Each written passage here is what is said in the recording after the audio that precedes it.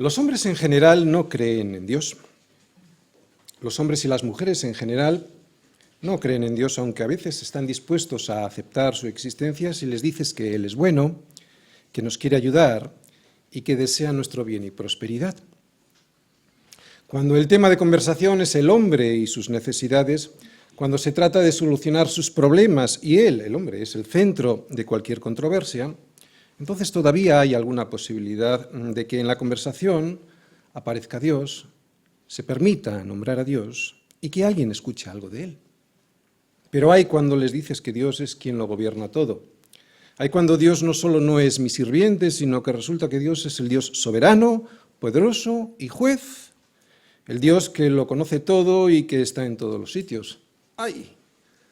Entonces la expresión de la cara de la gente cambia y hasta aparece un rictus de rabia contenida. Los hombres en general no creen en Dios, a no ser que Dios sea su sirviente. Entonces sí que están dispuestos a escuchar, porque a un sirviente pues se le llama cuando uno le necesita y cuando no, pues se le manda marchar o no se le escucha y no pasa nada. Por eso la mayoría de los hombres no creen en el Dios de la Biblia, porque el Dios de la Biblia es otro Dios. Porque piensan que ellos son libres y que son ellos el fin último de todas las cosas, y que nadie tiene el derecho a intervenir ni a gobernar en sus vidas. Cuando resulta que nadie es libre porque todos somos esclavos para obedecer. Todos, sea del pecado para muerte o sea de la obediencia a Cristo para justicia. Estos son los dos únicos caminos que tiene el hombre: ser esclavo. Ser esclavo de un Dios soberano, poderoso, juez, y un Dios que todo lo conoce y que está en todos los sitios, que es bueno, inmensamente bueno, pero que también es santo y justo. O esclavo del pecado, cuya paga es la muerte. No hay más. Es de lo que nos avisa Dios por toda la Biblia, que somos esclavos de Cristo para libertad o del diablo para muerte, y que esa decisión de ser esclavos de uno o de otro nos llevará a dos sitios absolutamente diferentes entre sí. Nada tienen que ver, porque uno es para vida eterna y otro es para muerte eterna. Y atención, la muerte eterna no es morir y se acabó todo. No, es una vida, pero vivida sin Dios. En muchos aspectos de nuestra vida somos gobernados por nuestras autoridades, ¿no? En nuestro país, por ejemplo, cada 4 años elegimos a nuestros gobernantes, a los que nos representan, para que sean ellos los que tomen las medidas necesarias en nuestro lugar, esas decisiones importantes que nos afectan a todos en las cuestiones individuales y colectivamente hablando. Pero hay otros aspectos en nuestra vida que no dejamos que nadie los toque. Es todo lo que tiene que ver con nuestra conciencia. Ahí nadie entra, ahí somos nosotros los únicos que decidimos lo que tenemos que pensar y hacer. O eso creemos. ¿Por qué? Pues porque aunque de manera muy sutil muchas personas intervienen en nuestros pensamientos, ¿no? Las mismas personas a las que hemos dado el gobierno, esas mismas personas y otras que se añaden a ellas, pretenden influir en nuestra forma de pensar para que actuemos como ellos quieren que nosotros lo hagamos. Pretenden influir y muchas veces lo consiguen. Pensamos que quien gobierna sobre nuestra conciencia no son las demás personas, sino que son nuestras propias creencias. Sin embargo, las ideas que nos dirigen casi nunca, por no decir nunca, son las nuestras, casi siempre son las ideas de otros, y para cuando alguien se da cuenta de esto, pues puede haber pasado mucho tiempo. Tanto que hay veces que la gente se muere sin haberse dado cuenta que ha sido vilmente manipulada, en ocasiones por ideologías nefastas y criminales. Y no eran sus ideas. Todos pensamos que fuimos libres cuando escogimos la filosofía, la vida. O sea, la filosofía es pues, la forma de pensar que conforma nuestra vida y nuestro carácter, ¿no? O la ideología política, la hemos elegido libremente, ¿no? Esos ideales o principios o doctrinas con los que pretendemos que se dirija nuestra sociedad. Pero aunque pensamos que hemos sido libres para escoger la filosofía, la política, la ideología, en realidad nos han sido impuestas, nos han sido inculcadas, nos han sido enseñadas desde que nacimos por nuestros padres, por los líderes de opinión o por los políticos que nos gobiernan. Un ejemplo extremo son esos países con gobiernos totalitarios en los que las personas viven allí y creen ciegamente todo lo que se les dice desde el poder, ¿no? Todo lo que ellos quieren, el gobierno que crean, eso creen, por muy absurdo y contradictorio y perjudicial que sea para ellos. Y sin llegar a esos extremos, en nuestros países occidentales pasa algo similar. Los medios de comunicación, los líderes de opinión y los gobiernos hacen todo lo posible para que creamos aquello que ellos quieren que creamos. En algunos casos la intención es buena, pero en otros no es tan buena. De cualquier manera, y aunque nos parezca que a nosotros no nos ocurre, nadie es libre al pensar, porque para eso hay que no tener intereses. Tendríamos que ser autosuficientes. Y resulta que todos nosotros somos seres necesitados. Solo Dios es un ser que no necesita de nada ni de nadie. Dios, por definición, no se mueve por intereses porque no necesita a nada ni a nadie. ¿Entiendes la suficiencia de Dios? Por eso es muy importante que podamos entender bien lo primero que nos dice la Biblia en cuanto la abrimos. En el principio creó Dios los cielos y la tierra. En el principio, Dios. Lo que eso significa, en el principio, Dios, es que Dios es la causa de todo. Dios es la causa de todo. A ver, la materia necesita una causa. Esa causa nunca puede ser la materia misma.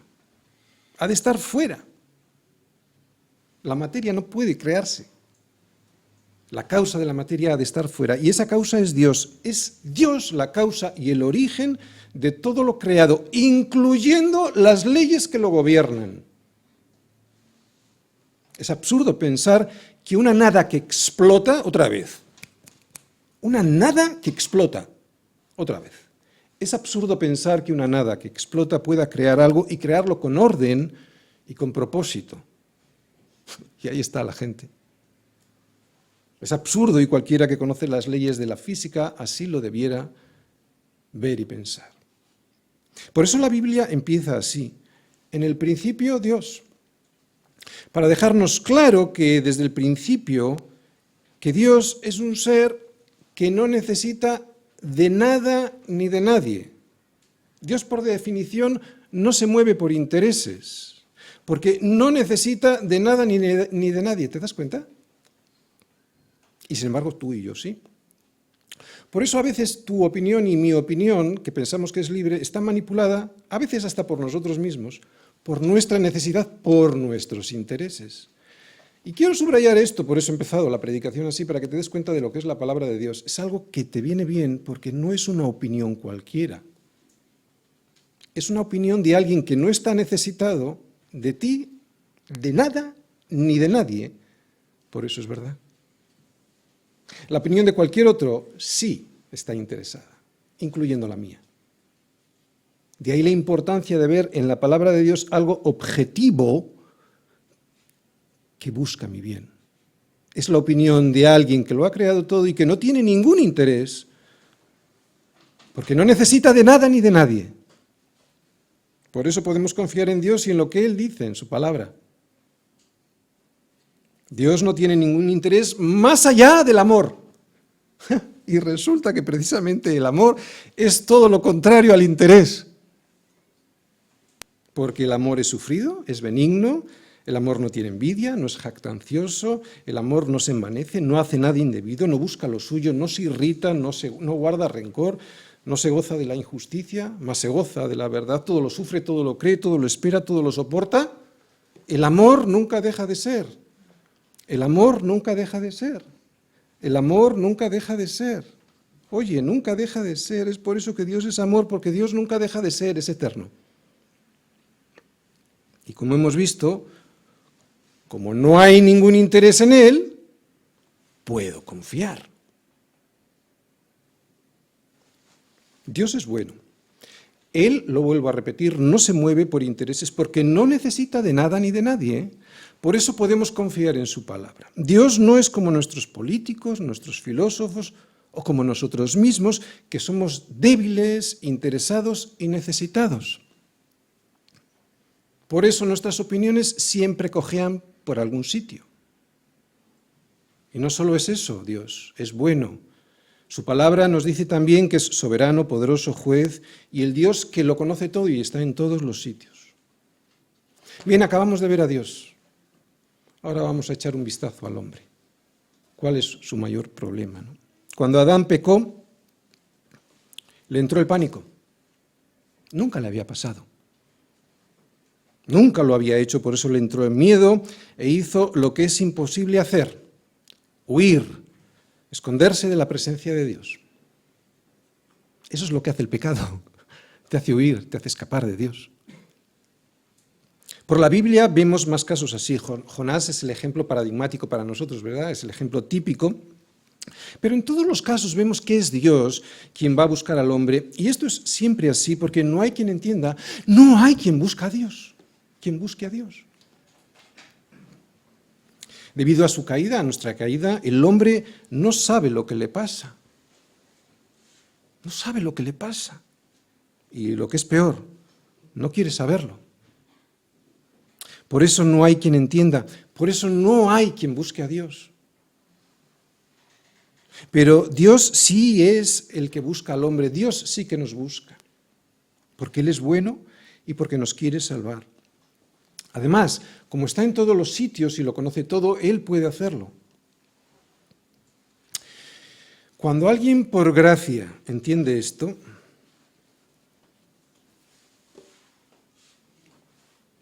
por gracia, porque no hay quien entienda. Cuando alguien por gracia entiende esto, por gracia es por regalo, como regalo inmerecido, algo que Dios nos regala, ¿de acuerdo? Cuando alguien entiende esto, comprende que no solo es absurdo esconderse de Dios, sino que Dios es muy bueno, que lo controle todo y que conozca todo de mí. Y al contrario, para los que no lo entienden ni lo quieren entender, para los que piensan que pueden esconder algo a Dios, como le pasó a Adán, saber que hay alguien que está en todos los sitios y que sabe todos mis pensamientos, no solo le resulta incómodo, sino que eso le parece un abuso a su persona. Pero no lo es, no es un abuso, porque Él me ha creado, Él me conoce y Él siempre está conmigo. Por eso estoy confiado, pase lo que pase. Dios tiene el control, por eso estoy seguro, Salmos 139.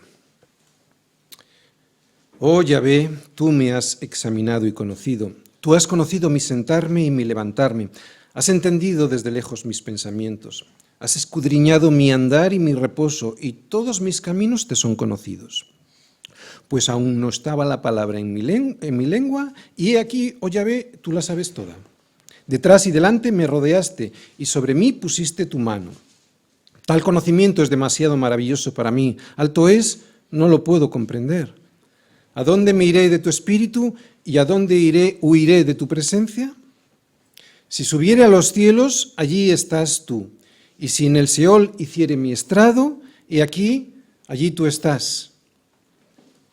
Si tomare las alas del alba y habitare en el extremo del mar, aun allí me guiará tu mano y me asirá tu diestra. Si dijere ciertamente las tinieblas me encubrirán, aun la noche resplandecerá alrededor de mí. Aun las tinieblas no encubren de ti, y la noche resplandece como el día. Lo mismo te son las tinieblas que la luz. Porque tú formaste mis entrañas, tú me hiciste en el vientre de mi madre. Te alabaré, porque formidables, maravillosas son tus obras. Estoy maravillado y mi alma lo sabe muy bien. No fue encubierto de ti mi cuerpo, bien que en lo oculto fui formado y entretejido en lo más profundo de la tierra. Mi embrión vieron tus ojos, y en tu libro estaban escritas todas aquellas cosas que fueron luego formadas, sin faltar una de ellas. Cuán preciosos me son, oh Dios, tus pensamientos, cuán grande es la suma de ellos.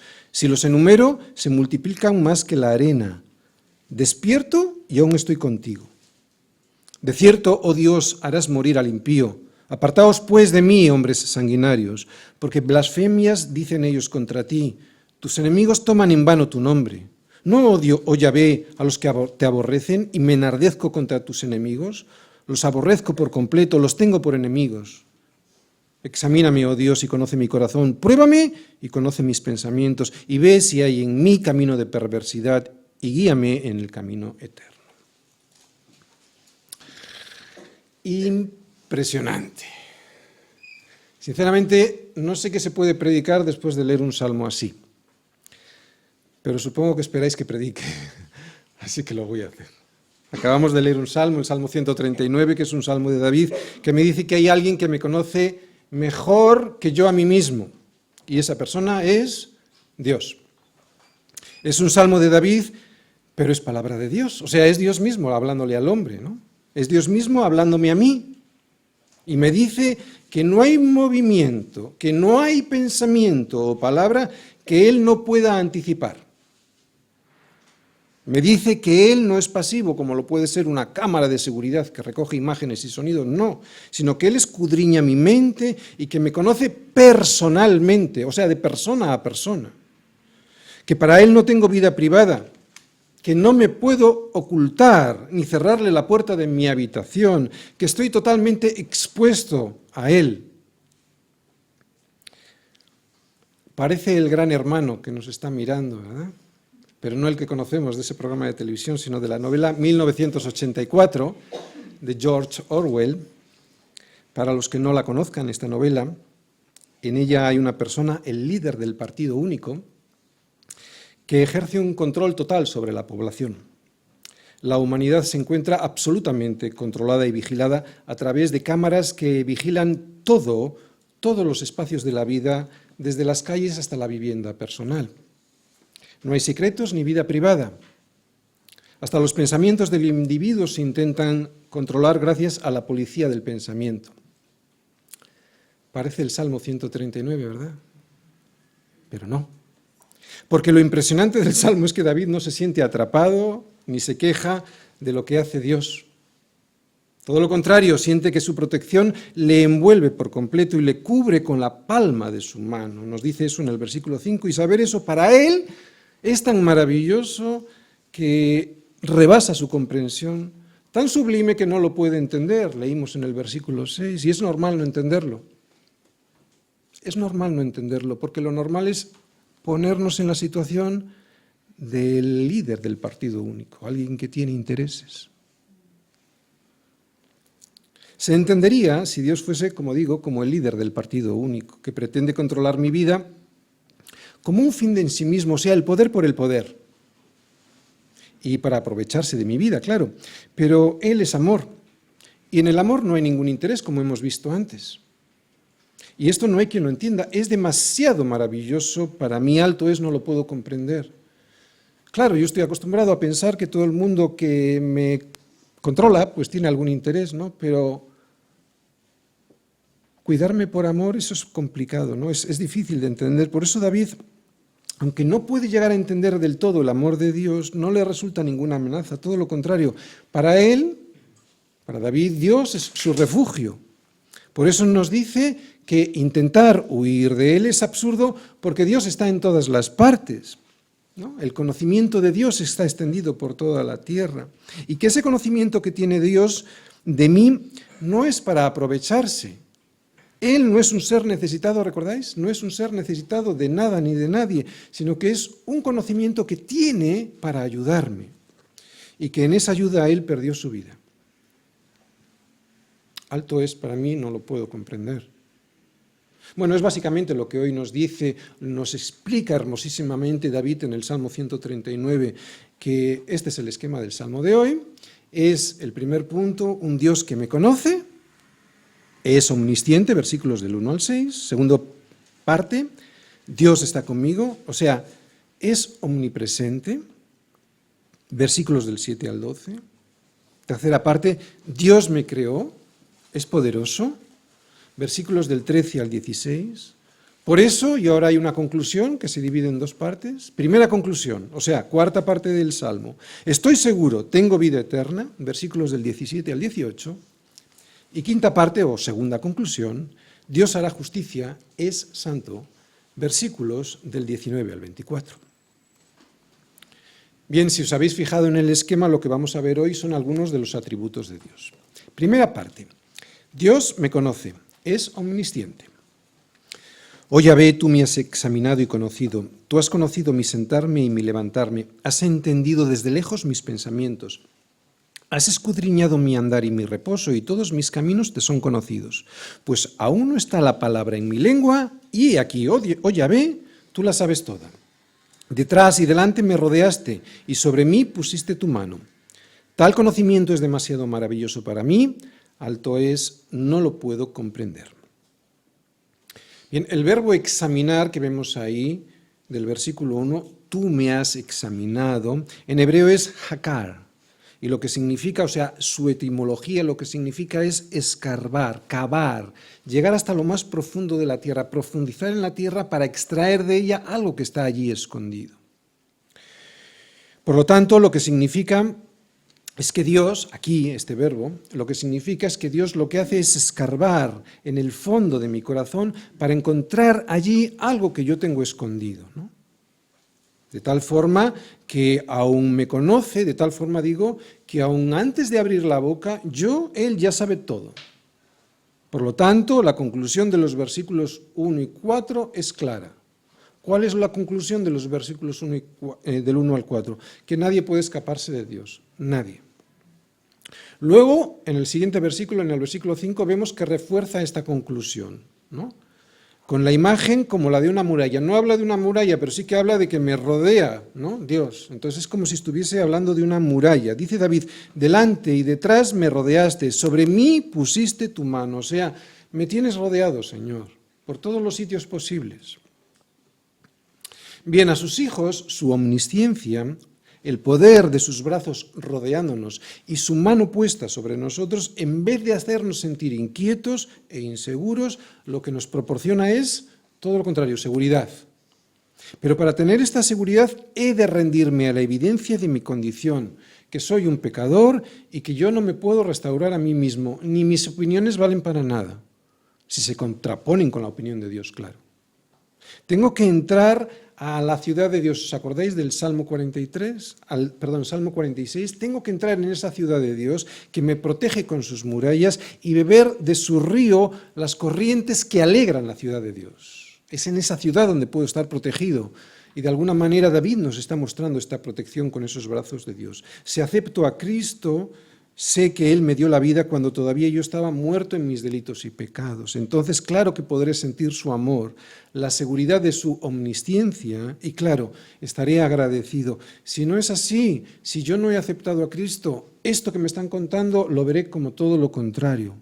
Lo veré con miedo, con control, como intereses ocultos, ¿no? La omnisciencia de Dios no es algo que al hombre le debiera dar temor. Dios nos ha creado y Dios es bueno. Que Dios lo conozca todo, al hombre no le debiera de dar miedo, sino todo lo contrario, debiera ser un motivo de alegría y de gozo. Vamos a ser sensatos. Si Cristo me dio la vida y me salvó, entregando para ello su propia vida a cambio de la mía, y eso conociéndome, o sea, sabiendo quién yo era, entonces yo no debiera tener ningún resquemor de Dios. Y esto es algo sorprendente, no se puede entender. Lo vuelvo a repetir. Si Dios me ha elegido conociéndome, o sea, sabiendo quién era, y me ha elegido para salvarme y rodearme con su amor, que Él quiera controlar mi vida no debiera ser nada malo. Te lo voy a explicar de alguna manera. Todos tenemos amigos. Al aceptarlos como amigos, pensamos que nunca nos decepcionarán. Por eso les elegimos como amigos. Pero llega un día en que lo hacen, que nos decepcionan, y entonces les abandonamos. Pensamos que les conocíamos, pero realmente no era así, y les dejamos. Sin embargo, Dios lo hace al revés. Él nos conoce, y nos conoce muy bien. Y sin embargo, y a pesar de conocernos muy bien, y de saber que le vamos a ser infieles, nos escogió, nos cuida y nos guarda. ¿Lo puedes entender? David decía que no. ¿Por qué? Porque se conocía muy bien. ¿cómo me puede escoger? David se conocía muy bien a sí mismo, por eso nos engañaba pensando como ese anuncio de L'Oréal, porque yo lo valgo. Oye, 45 años que lleva el eslogan, ¿eh? Salió por primera vez en el año 72, porque yo lo valgo. La gente que piensa que, porque yo lo valgo, cree que Dios le debe su amor. Faltaría más, si yo lo valgo. Pero David no. Él recordaba todos los tropezones que había dado en su vida y cómo a pesar de esos tropezones Dios estaba rodeándole con su amor. Y David siempre agradecido. Claro, todavía no había surgido el eslogan de L'Oréal. Aquí está la gran diferencia entre las personas. No tanto en caer como en reconocer que caemos. ¿Para qué? Para procurar volver a no caer. Evidentemente no estoy haciendo apología del pecado, ni mucho menos, porque todo aquel que ama a Dios se aleja del mal, pero no cabe duda que cuando el pecado abundó, sobreabundó la gracia. Por eso la gracia se derrama sobre los corazones pecadores, y esos corazones son todos porque cuando todos pecaron, todos están destituidos de la gloria de Dios, pero para que ese amor se derrame con perdón sobre esos corazones, tengo que reconocer mi pecado. Y es ahí donde el Señor se fija, en ese tipo de corazones, en un corazón arrepentido, en un corazón que reconoce su pecado y que se asombra de que Cristo, cuando aún éramos débiles, a su tiempo murió por los impíos. Tal conocimiento es demasiado maravilloso para mí, es lo que dice David.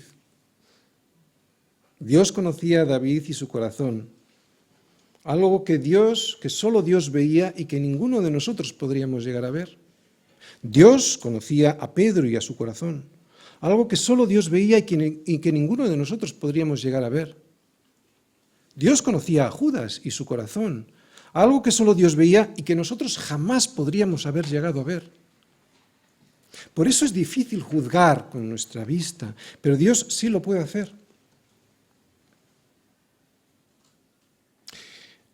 Los discípulos del Señor no sabían ni se imaginaban que Judas era el traidor.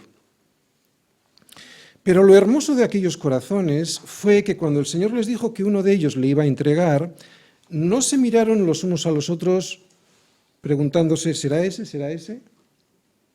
No. Lo hermoso de eso fue que miraron al Señor, comenzaron a entristecerse y a decirle al Señor uno por uno, ¿seré yo? Y el otro, ¿seré yo? Entendían lo que ahora estamos intentando explicar, que ni nosotros mismos conocemos nuestros corazones. Eso es humildad. Decir tal conocimiento es demasiado maravilloso para mí, alto es, no lo puedo comprender, y decirlo con sorpresa, como vemos que lo dice David, siempre proviene de un corazón humilde. Un corazón soberbio jamás se sorprende, porque yo lo valgo. Un corazón soberbio piensa que todo se lo merece y que todo lo que tiene se lo deben. Un corazón soberbio piensa que todo lo sabe y que ni Dios le puede enseñar nada. Pero David se rinde a la evidencia, no insiste en la soberbia de querer entender todo de Dios para creerle a Dios.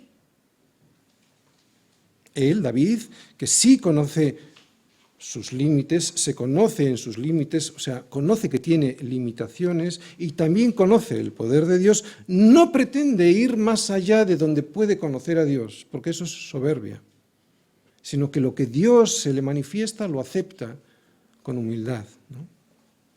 De hecho, esa soberbia de querer ir más allá de donde Dios quiere que le conozcas, te deja sin conocimiento de Dios. Por eso este salmo conecta muy bien con el anterior, cuando nos decía que el Señor es excelso y atiende al humilde, mas al altivo mira de lejos. Y esta humildad, cuando llegamos así al Señor, nos da más conocimientos. Versículos del 7 al 12. Segunda parte, Dios está conmigo, es omnipresente. ¿A dónde me iré de tu espíritu y a dónde huiré de tu presencia? Si subiere a los cielos, allí estás tú. Y si en el Seol hiciere mi estrado, he aquí, allí tú estás. Si tomare las alas del alba y habitare en el extremo del mar, aun allí me guiará tu mano y me asirá tu diestra. Si dijere, ciertamente las tinieblas me encubrirán, aun la noche resplandecerá alrededor de mí. Aun las tinieblas no encubren de ti y la noche resplandece como el día. Lo mismo te son las tinieblas que la luz. Dios está conmigo, dice David, y lo está siempre. Pero esto resulta insoportable para el incrédulo. Por eso se inventan excusas para decir que Dios no existe. Son como niños pequeños tapándose los ojos y diciendo no estoy, cuando es evidente que sí estás y no te puedes escapar.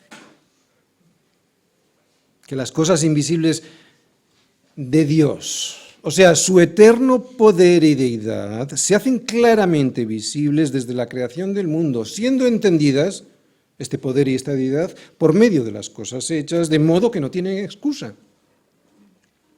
No estoy.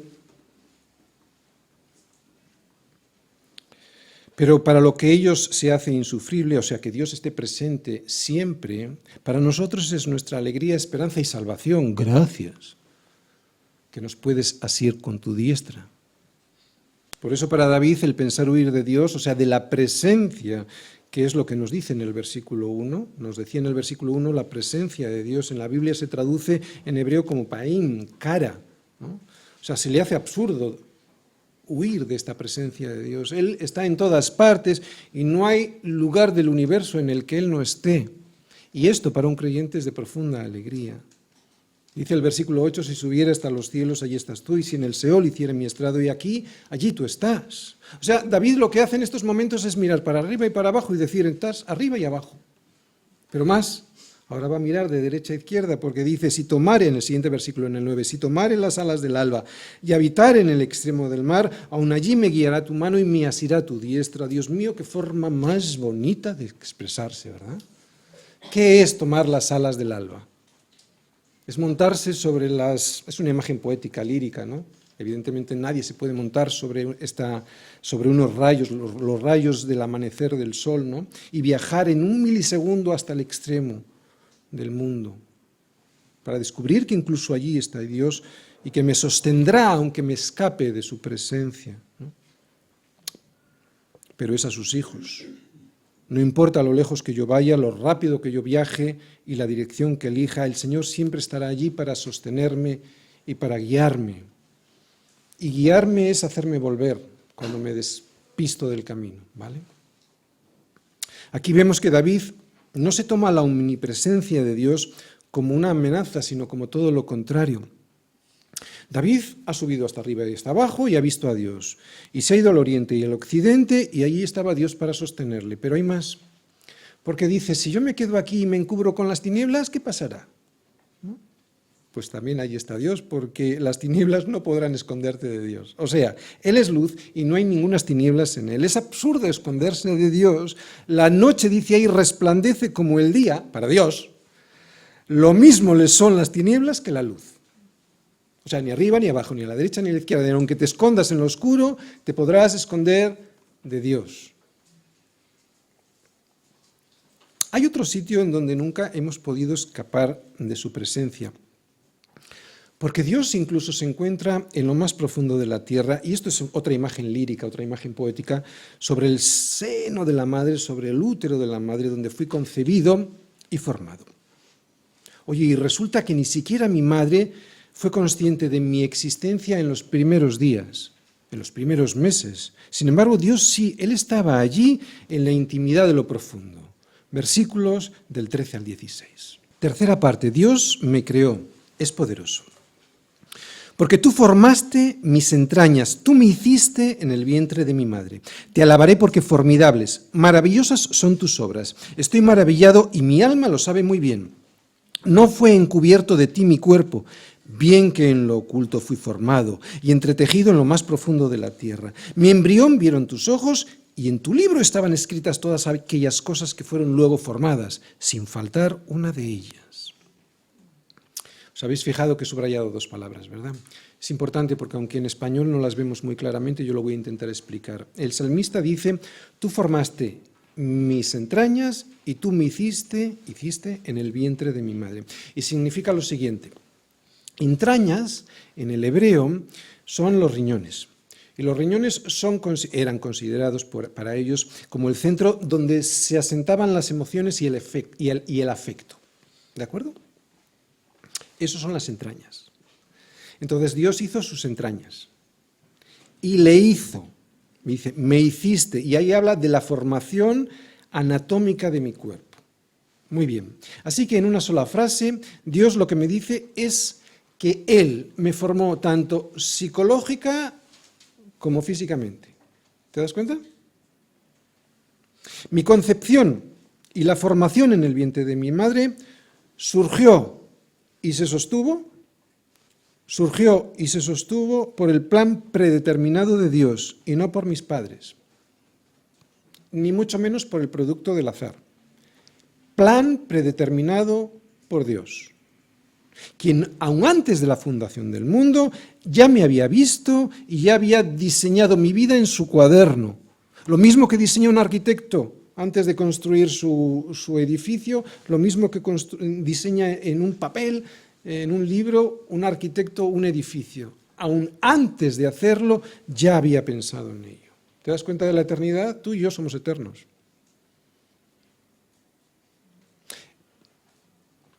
No es muy difícil intentar entender la eternidad desde aquí hacia adelante.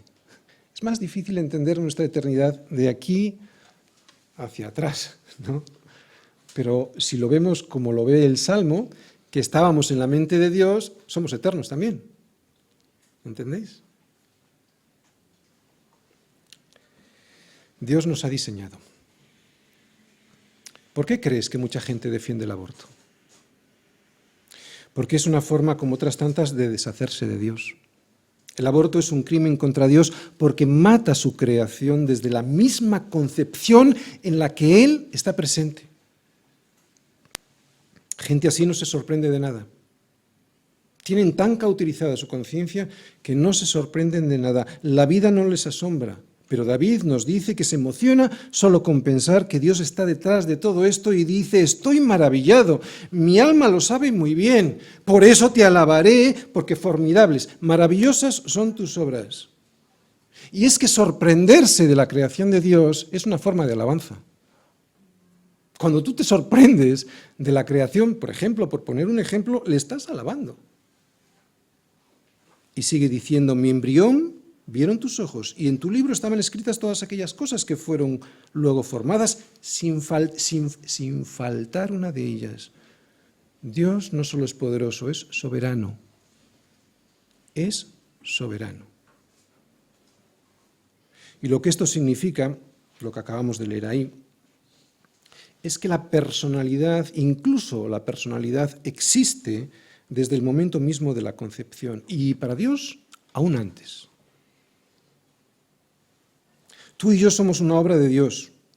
Y después de la obra redentora de su Hijo en la cruz, tú y yo, somos la obra más maravillosa y sagrada. Después de la obra de redención de Cristo en la cruz, la creación del hombre es la obra más maravillosa y sagrada de Dios.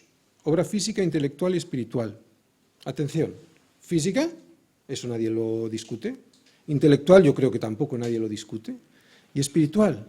Sí, espiritual. ¿Sabes por qué? Porque fuimos creados para la eternidad. La gente piensa que no, pero es que no fuimos creados para morir. Vete a un funeral, ya verás cómo ahí te das cuenta que no fuimos creados para morir. No se puede aceptar. ¿Por qué? Otra vez, porque no fuimos creados para morir. Ante tanta maravilla, David se asombra y alaba al Señor y saca dos conclusiones. Pero antes de entrar en ellas, hay que volver a decir lo obvio. Lo obvio, que Dios es poderoso y que ninguna criatura tiene este poder que acabamos de ver en la creación, en su creación del hombre ni tampoco en su sustento. Dios es poderoso y también que Dios es bueno. Muchos han intentado crear vida y no lo han conseguido. Y otros también han intentado destruir a sus semejantes, pero recibirán su retribución. Por lo tanto, no puedo volver a dejar de gritar cómo es posible que el hombre se llene sus manos de santa sangre que solo es de Dios. ¿Cómo puede ser hecho esto por cualquiera, pero especialmente perpetrado por los que debieran, por los que más debieran de conservar la vida, que son los médicos que abortan? Esa sangre clama desde la tierra hasta el cielo pidiendo justicia, y todos los que la han derramado deberían temblar. Solo Dios es quien preservó nuestra vida y nuestra alma. Solo Cristo es quien sustenta todas las cosas con el poder de su palabra. Nadie puede ni debe tocar eso. Nadie. Ni desde la concepción ni hasta el final del tiempo, de nuestro tiempo. Os decía que vamos a ver dos conclusiones. Antes de entrar en esas dos conclusiones, quiero volver a hacer una reflexión. El mero hecho de pensar que yo he podido estar tantos meses metido en un sitio tan pequeño y sin poder respirar, a mí me resulta inexplicable si no fuera por el poder de Dios. Y ese sitio debiera respetarse como el sitio más sagrado. Nadie debiera entrar ahí para destruir la vida que Dios está creando. Muy bien, ante tanta evidencia del poder de Dios, David se asombra de los pensamientos que Dios tiene sobre él, sobre David, ¿no? Y se siente seguro porque todos los pensamientos que ve de Dios sobre él son de amor y mucho antes de que él fuese formado. Por eso la primera conclusión que David saca es, estoy seguro en Dios, versículos del 17 al 18. Cuarta parte, estoy seguro, tengo vida eterna. Cuán preciosos me son, oh Dios, tus pensamientos, cuán grande es la suma de ellos. Si los enumero, se multiplican más que la arena. Despierto y aún estoy contigo. Muy bien. Como son más altos los cielos que la tierra, así son mis caminos más altos que vuestros caminos y mis pensamientos más que vuestros pensamientos, nos dice el Señor. Y esto, para sus hijos, nos da muchísima tranquilidad. Pensar que nuestros días están escritos en su libro desde antes de la fundación del mundo, como nos decía el versículo 16, a mí me llena de seguridad, porque están escritos por un Dios bueno. Que Dios se preocupe por mí en sus pensamientos es difícil de entender, pero también me resulta algo muy importante. Si Dios me ha pensado es porque Dios tiene un propósito. ¿Te das cuenta qué interesante? El hecho que Dios me haya pensado antes de formar es porque tiene un propósito. Lo vuelvo a explicar con el ejemplo del arquitecto. Cuando un arquitecto diseña algo antes de cumplirlo es porque pretende que eso que está diseñando tenga un propósito. Si es un edificio de oficinas, pues para albergar trabajo; si es un edificio residencial, pues para residir, ¿verdad? Se diseña previamente algo que luego se construye porque tiene un propósito. Tú y yo tenemos un propósito. La gente vive sin propósito o con propósitos vanos, en el sentido de que no buscan cuál es el propósito que Dios ha diseñado para ellos. Y eso, entender eso, para mí me produce mucha tranquilidad. Vivir confiado, ¿no? Si cuando voy a la cama me pongo a pensar en todo lo que hasta aquí hemos visto, ¿no? Y del poder que Dios y los pensamientos de Dios para conmigo, si cuento todos esos pensamientos que Dios ha tenido, son tantos que uno queda dormido pensando en ellos. Y uno piensa, le importo a Dios. Le importo a Dios. ¿Y eso qué significa? Confianza en mi corazón. Pase lo que pase, le importo a Dios. Y eso es precioso para cualquier ser humano. O debería serlo. Su providencia para mí no es ninguna amenaza, es mi seguridad. Es lo que me permite vivir y dormir confiado. Al margen de que a veces uno no pueda dormir, la confianza en el Señor tiene que permanecer. Por eso cuando despierto y veo que aún estoy contigo, sé que es porque sus misericordias son nuevas cada mañana. Y estos versículos nos enseñan algo importante porque nos enseñan que hay comunión. David tenía comunión con Dios, con Él al acostarse y con Él al levantarse. Se acostaba pensando en Dios y dice, aún me despierto y todavía estás conmigo, ¿no? Pero hay más escondido entre las líneas de estos versículos, porque si Dios estaba pensando en ti antes de que creara los cielos, la tierra y las estrellas, eso significa que sus pensamientos son eternos. Otra vez, si Dios estaba pensando en ti antes de la creación de todo el mundo, significa que eso que estaba pensando esos pensamientos son eternos, ¿no? O sea, que jamás dejarán de existir, o sea, tú jamás dejarás de existir. Otra cosa es donde pasemos esa existencia futura, esa existencia eterna. Dios ha vinculado, y esto es para los creyentes, para los cristianos. Escucha bien, Dios ha vinculado de tal manera sus pensamientos con la obra de su Hijo hecha en la cruz. Otra vez. Dios ha vinculado de tal manera sus pensamientos con la obra de su Hijo hecha en la cruz, que ha hecho de tu vida una vida eterna vivida con Él para siempre. ¿Te das cuenta? Te ha vinculado desde antes de la fundación del mundo esa obra, que eres tú, con la obra de su Hijo en la cruz. De tal manera que vivirás eternamente con Él. David además era el rey de Israel. Y además era profeta, lo sabemos, y como era profeta podía profetizar. Por lo tanto, yo creo que en estas palabras, despierto y aún estoy contigo, es muy probable que haya una profecía, muy probable. Despierto, me muero. Despierto, resucito y aún estoy contigo. De alguna manera estamos viendo aquí una forma poética de la resurrección con el Señor. Pero claro, no todos despertarán así, como estaba despertando David, ¿no? Despierto y aún no estoy contigo. Otros despertarán y ya no estarán entre las misericordias de Dios. Su santidad, quiero decir, y esto es lo que vamos a ver ahora en la última parte, la santidad de Dios no le permite ser injusto. La santidad de Dios no le permite, o sea, Dios hará justicia, ¿de acuerdo? Él es santo, por lo tanto hará justicia. Versículos del 19 al 24. Quinta parte, Dios hará justicia, es santo. De cierto, oh Dios, harás morir al impío. Apartaos, pues, de mí, hombres sanguinarios, porque blasfemias dicen ellos contra ti. Tus enemigos toman en vano tu nombre. ¿No odio, oh Yahvé, a los que te aborrecen y me enardezco contra tus enemigos? Los aborrezco por completo, los tengo por enemigos.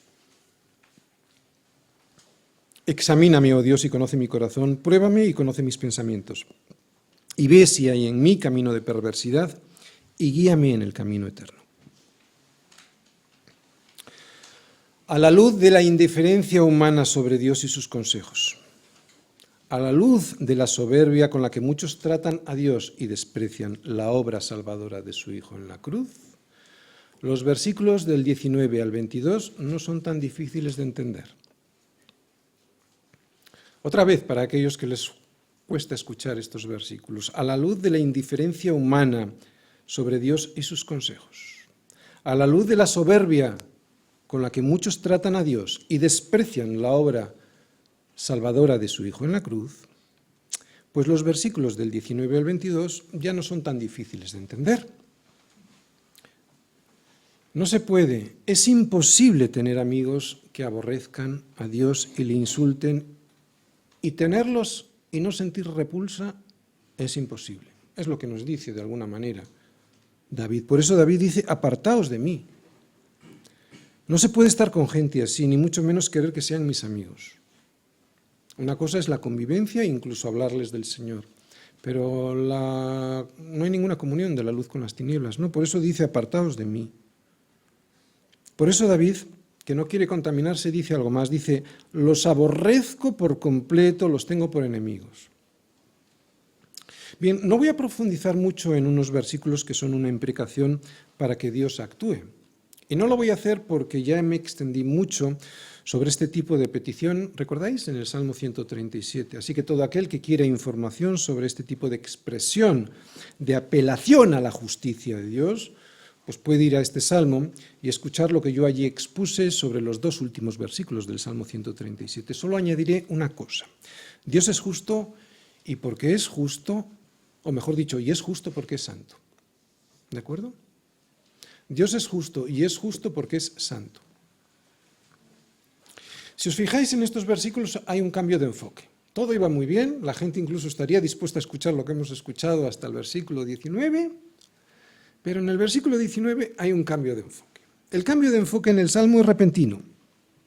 David ha estado meditando en Dios, en sus maravillas y pensamientos, y de repente Le resulta intolerable que haya personas que se atrevan a deshonrar todos esos prodigios de Dios, como a nosotros nos ocurre, como por ejemplo en el tema del aborto. De repente uno se enardece. Por eso clama por justicia, porque sabe que Dios es santo y que no tolera la maldad. Pide justicia porque la paga del pecado es muerte. Conoce a Dios, David conoce a Dios, y sabe que así va a ser, o sea, que la paga del pecado es muerte. Y no es una justicia que él va a ejecutar, no, él le dice, de cierto, oh Dios, harás morir al impío. ¿No? Versículo 19. De cierto, oh Dios, tú eres el que harás morir al impío. Lo hará Dios, nadie más. Él no mete las manos en la sangre. Bien, aunque por su redacción pudiera parecer que esta demanda por justicia es algo personal, no lo es. David clama de esta manera a Dios porque se identifica con su santidad, ¿no? Es como si Dios mismo estuviese hablando en este salmo. De hecho, es Dios mismo hablando en este salmo. Tanto se identifica David con su santidad, con la santidad de Dios, otra vez, tanto se identifica, atención, porque aquí viene lo bueno, tanto se identifica David con la santidad de Dios que después de haber pedido justicia sobre el impío, resulta que a él mismo le entran dudas sobre cuál será la verdadera situación de su corazón y le pide a Dios, examíname, oh Dios, conoce mi corazón, pruébame y conoce mis pensamientos. Oye, no se puede ser más honesto. Alguien que no quiere engañarse a sí mismo es alguien al que Dios siempre le mostrará su error. Todo aquel que no pretenda estafarse a sí mismo será alguien al que Dios recompensará con la vida eterna. Pero si te pretendes engañar, si te pretendes estafar a ti mismo, entonces no. Es muy fácil indignarse contra los enemigos de Dios, pero ya es más difícil decir lo que David dice ahí. Pruébame. ¿Sabes por qué? Porque pedir esto en la práctica es pedir pruebas. A ver si las paso. No es solo retórica. Pruébame. Ponme una prueba. Señor, a ver si la paso. Es muy fácil pensar que uno está por el camino correcto y que va bien por ese camino y que nunca se desvía. Por eso tengo que estar siempre atento a la voz de Dios, porque es Dios quien conoce los engaños de mi corazón. Por eso David no solo pide descubrir su pecado y pedir perdón, aunque no vemos en este caso una petición de perdón, evidentemente porque se sobreentiende, pero dice que le descubra el pecado, pero no dice que le descubra el pecado y ya está, no pretende algo más. Solicita corrección. Es lo que significan las últimas palabras de este salmo. Poder ser guiado en el camino eterno, o sea, ser corregido, no salirme del camino. Jesucristo en el salmo. Bien, en este salmo hemos visto varios atributos de Dios y todos ellos coinciden con las características que de Jesús vemos en el Nuevo Testamento. Pero quiero recordar especialmente dos, su omnisciencia y su omnipresencia. Hay un pasaje del Nuevo Testamento en el que a Jesús le traen un paralítico y en el que vemos que Jesús, le perdona sus pecados. Entonces, algunos de los escribas que estaban con él decían dentro de sí. No decían, sino dentro de sí. Este blasfema. Y conociendo Jesús los pensamientos de ellos, dijo, ¿por qué pensáis mal en vuestros corazones? Porque ¿qué es más fácil decir, los pecados te son perdonados, o decir, levántate y anda? Pues para que sepáis que el Hijo del Hombre tiene potestad en la tierra para perdonar pecados, entonces dijo al paralítico, levántate, toma tu cama y vete a tu casa. Aquí vemos omnisciencia, pero también podemos observar el poder de Jesús para crear nuevos tejidos con los que pueda andar el paralítico. Y también vemos otra cosa, soberanía para perdonar pecados, porque perdonar pecados solo los puede perdonar Dios. Omnisciencia, poder para crear nuevos tejidos, soberanía para perdonar pecados, y por si alguien todavía duda de que Jesús es Dios, hay otro pasaje en el que Él nos dijo: donde están 2 o 3 congregados en mi nombre, allí estoy yo en medio de ellos. Y supongo que todos aquí podemos ver también omnipresencia, ¿no? Termino. Comencé diciendo que creemos que somos libres incluso sobre lo que pensamos, cuando no es cierto. Solo podemos ser libres en Él, siendo esclavos de Él para que nos libere de todo eso. Solo podemos ser libres en Él, porque Él es bueno y su palabra es la verdad que nos libra de nosotros mismos, de nuestros intereses, de nuestros engaños, de nuestro egoísmo que ni siquiera nosotros mismos vemos. ¿Os dais cuenta cómo necesitamos ser esclavos de la verdad para ser liberados? Su verdad es objetiva, y lo es porque no necesita de nada ni de nadie. La mía no. Aunque yo piense mi verdad, si esa verdad va en contra de la palabra de Dios, es mentira. Porque siempre va a estar condicionada por mi necesidad, por mi ideología, por mis circunstancias. Dios, en el principio, no tiene necesidad de nada, ni de nadie. Por lo tanto, su verdad no solo es verdad, porque no está necesitada de nada ni de nadie para cambiarla, sino que es eterna. Su palabra es verdad, como digo, porque es eterna, y es eterna porque su verdad, solo la verdad, permanece, no cambia, no mi opinión. Por lo tanto, necesito conocer su verdad. Sus pensamientos son preciosos. Dios me conoce. Al incrédulo, saber que Dios le conoce en su corazón le resulta bastante incómodo, pero a mí no. Para mí, que Dios tenga el control de mi vida, siendo Él soberano, que lo conozca siempre todo y que esté siempre presente en mi vida, es una bendición, porque me conozco y sé hacia dónde tiro. Pero he de estar seguro que en mí no hay camino de perversidad, sino que soy siendo guiado, o sea, que soy siendo corregido por el camino eterno que es Jesús. Amén.